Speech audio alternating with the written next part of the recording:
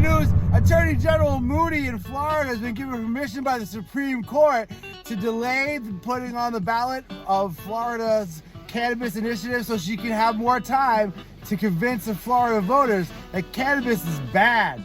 Moody, for whatever reason, is really against cannabis, and she doesn't want it on the ballot because she knows they're going to vote for it. 59% of the people in Florida, according to the latest survey, want cannabis. Their vote would require 60%. If it did go into effect, people could have cannabis in Florida and have a bunch of weed.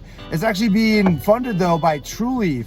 And what's going to actually happen is the medical dispensaries, which are actually, majority of them are Trulieve owned, are going to have all the rights to sell cannabis recreationally. It says that they can authorize more places, but they probably won't, as the governor is very against cannabis.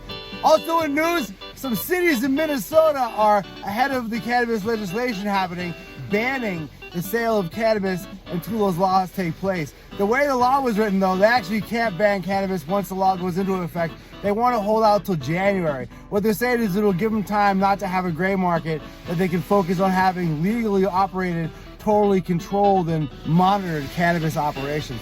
Minnesota's been looking for cannabis for a long time. Famously, their governor at the time, Jesse Ventura, started the cannabis initiative, or at least he claims to have, and he's really excited for cannabis to go through. He said he wants to be around for cannabis legislation in Minnesota, and he feels it's a total injustice that people who are 18 can't use cannabis but are fine to go to war and die, which he calls child abuse, and he's not wrong. Also, there's a bunch of Republican representatives are making the case that cannabis legalization only helps the illicit market. 2020, a report came out saying that cannabis legalization is really cutting into the cartel's profits, and now they're forced to sell things like fentanyl because they've taken all the money out of the illicit market cannabis. The states with legal cannabis are seeing a huge influx in people walking away from the illicit market. What they're saying is because the FDA is going to outlaw menthol cigarettes, it makes it possible for the cartels who have access to tobacco from Mexico and all the packaging to make menthol cigarettes and to actually get their products here into our country, which they're very able to do and currently are doing.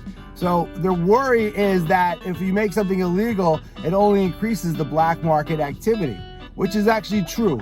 Thanks for watching The Wash Daily.